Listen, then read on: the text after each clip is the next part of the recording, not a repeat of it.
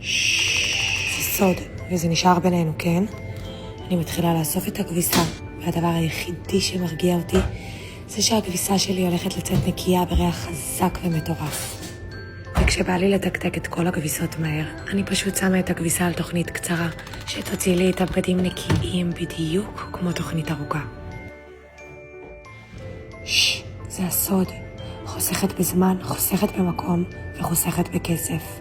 הסוד שלי הוא ג'ל פלוס מרכך החדש של סנו